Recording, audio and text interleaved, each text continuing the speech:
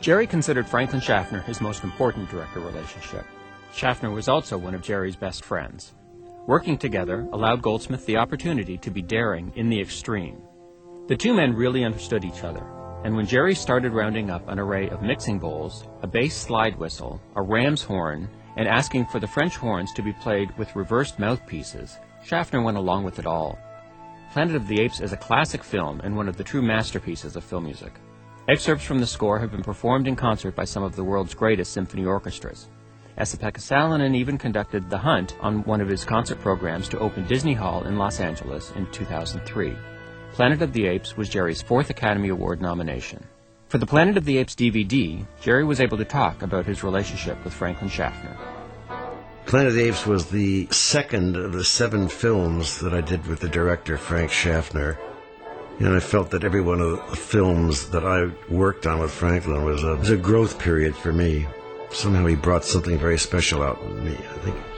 Probably because his pictures were very special. This one, I remember we were having lunch discussing what the music was going to be in Planet of the Apes. And this was 1967, and I had said to him, well, I don't want to use any electronics. Electronic music had just barely been born as far as use in motion pictures was concerned. But still, it was a viable factor. But I did not want to do it. I wanted something very organic in the music. And I remember saying to Frank, I said, I wanted a very organic, impressionistic score. He looked at me and said, sounds good to me. And that was usually the way Frank and I worked. He said 2 words, and that was it. And he never wanted to hear any music until we were in the scoring stage. He had that kind of trust and faith in me. So it was really a unique working arrangement.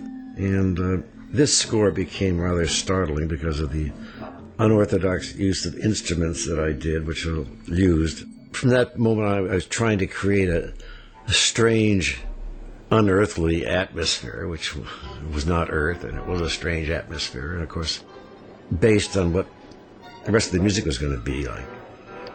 So that's why I wrote this very most pointillistic piece of music for the main title. I remember for the high, jittery little twittering woodwinds, I had used piccolos, and Frank made a statement to me. He said, I hate piccolos. I said, what? I said, I hate piccolos. And you never knew with Frank whether he was teasing or not. I said, okay. So I put on the flutes. He said, I like the flutes. That's better. So the piccolo routine became a running gag with us for the rest of his life.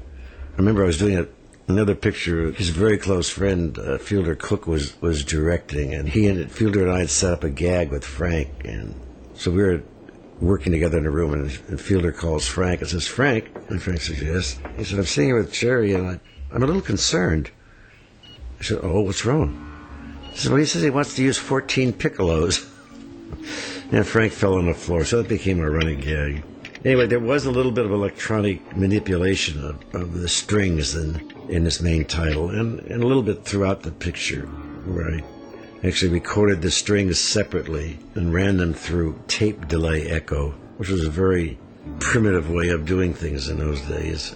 But sometimes the primitive ways of doing things are the more effective after listening to it now. I find it very effective. I couldn't have duplicated it as well with the modern technology we have today, I don't think.